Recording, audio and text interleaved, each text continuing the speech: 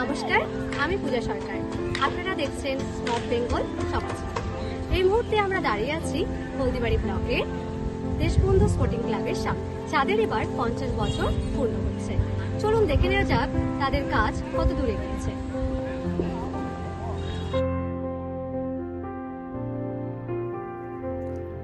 কোচবিহার জেলার ছোট্ট একটি ব্লক হলদিবাড়ি। বাংলাদেশ সীমান্তবর্তী এই ছোট্ট ব্লক শহরের দুর্গাপূজার ঐতিহ্য প্রাচীন রাজ আমল থেকেই প্রশংসনীয় ও মর্যাদার। প্রতি বছর শহরের ছোট বড় মিলে প্রায় 30 থেকে 40 খানা পুজোর আয়োজন করা হয়। বিগত বছরগুলিতে শহরের বেশ কিছু সার্বজনীন পুজো কমিটি ও ক্লাবের পুজো নজর কাড়ে হলদিবাড়িবাসীর। সেই সব নজর কাড়া পুজো কমিটির ও ক্লাবের পুজোর আয়োজনের ব্যস্ততা বেশ তুঙ্গে। শুধু হলদিবাড়িবাসী নয়, মেখলিগঞ্জ, চ্যাংরাবান্ধা ও হলদিবাড়ি সংলগ্ন জলপাইগুড়ি জেলার সদর ব্লকের মানিকগঞ্জ, সাতকুড়া, মালকানি, ঘুঘুডাঙ্গা, কাশিয়াবাড়ি ছাড়াও বহিরাগত দর্শনার্থীদের চাহিদা পূরণ করে ও নজর কাড়ে এই বড় বাজেটের পুজোগুলি। প্রতি বছরের মতো দুর্গাপুজোয় নজর কাড়ে দেশবন্ধু পাড়া সার্বজনীন দুর্গোৎসব কমিটি। এবছর ক্লাবের পুজো পা রাখল 50তম বর্ষে। পালিত হচ্ছে সুবর্ণ জয়ন্তী বর্ষ। প্রতিবারের মতো এবারেও আয়োজকরা থিমের ওপরে ভরসা রেখেছেন।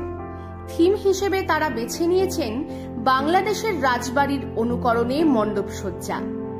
মণ্ডপের দায়িত্বে মেখলিগঞ্জের শিল্পী পুলক পাল রয়েছেন। তিনি জানান, প্রোফাইল, বাঁশ, ফোম ও কাপড় দিয়ে সম্পূর্ণ পরিবেশ বান্ধব উপকরণের দ্বারা তৈরি হচ্ছে পুরো মণ্ডপ। আলোকসজ্জায় থাকছে চন্দননগরের লাইটিং। প্রতিমায় থাকছে বেনারসের রাজ রাজেশ্বরী রূপে প্রতিমা। প্রতিমা নির্মাণ করছেন স্থানীয় তথা হলদিবাড়ির মৃৎশিল্পী বাবু পাল। আয়োজকদের পক্ষ থেকে পুজো কমিটির সহ সম্পাদক বাপি সেন ও কমিটির সভাপতি সুকুমার সাহা, যুগ্ম সম্পাদক মনোজ বণিক ও শুভ সরকার জানান, এবারে তাদের পুজোর 50 বছর পূর্তি উপলক্ষে বাজেট প্রায় 15 লক্ষ টাকা। তাদের এই আয়োজন সমস্ত দর্শনার্থীদের চাহিদা পূরণ করবে ও ভালো লাগবে বলেই তারা আশা করছেন। আমাদের পুজো কমিটির নাম হচ্ছে দেশবন্ধু পাড়া সার্বজনীন দুর্গোৎসব কমিটি। এবারে আপনাদের থিম কি? এবার হচ্ছে আমাদের থিম বলতে গেলে, যেহেতু আমরা এবার 50 বছরে পালন করছি, তো আমাদের থিমের মধ্যে বিশেষ আকর্ষণ হিসাবে মণ্ডপ যেটা রয়েছে, পূজা মণ্ডপ, সেটা হচ্ছে বাংলাদেশের এক রাজার বাড়ির টাইপের হচ্ছে সমস্ত পুজো মণ্ডপটা রয়েছে। কে তৈরি করছে? এটা আমাদের মেখলিগঞ্জের পুলক পাল বলে একজন রয়েছে। কি কি দিয়ে তৈরি করছে? এটা টোটালটা হচ্ছে প্রথমে বাঁশ আছে, তারপর হচ্ছে প্লাইউড দিয়ে টোটালটা আছে।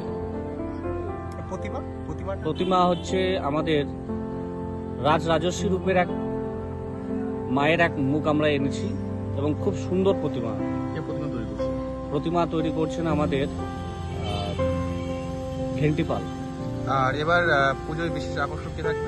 পূজার বিশেষ আকর্ষণ হিসেবে থাকছে আমরা যেহেতু ষষ্ঠীতে উদ্বোধন করতে যাচ্ছি, সপ্তমী থেকে আমাদের 3 দিন ব্যাপী, প্রথমে এই সন্ধ্যার পরে 3 দিন ব্যাপী আমাদের ঢাক রয়েছে, মাঠের মধ্যে ঢাক বাজবে কন্টিনিউ।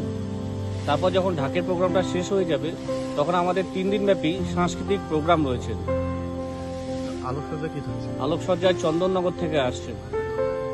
আর হলদিবাড়ির মানুষদের বা যারা দেখতে আসবে তাদের জন্য অবশ্যই আমরা যেহেতু এত সুন্দর একটা পুজো আমরা করতে চলেছি দেশবন্ধু স্পোর্টিং ক্লাব, তো আপামর হলদিবাড়িবাসী নয়, আশপাশে যতজন আছে সবাইকে আমরা দেশবন্ধু স্পোর্টিং ক্লাবের পক্ষ থেকে আমাদের এই পূজায় আমরা আগমন জানাই এবং যাতে এই সুন্দর পূজাটা উপভোগ করে সবাইকে আমরা আবেদন করছি যে আপনারা আসুন, এই দেশবন্ধু পাড়ার দেশবন্ধু সার্বজনীন দুর্গোৎসব কমিটির পূজাটা উপভোগ করুন। আপনাদের পূজার আনুমানিক বাজেট কিরকম হতে পারে? আমাদের পূজার আনুমানিক বাজেট যেটা আমরা ধার্য হয়েছিল তার থেকে পার হয়ে 15 লাখ পার হয়ে যাচ্ছে। আমার পরিচয় হচ্ছে, আমার নাম বাপি সেন, আমি পুজো কমিটির সহ সম্পাদক।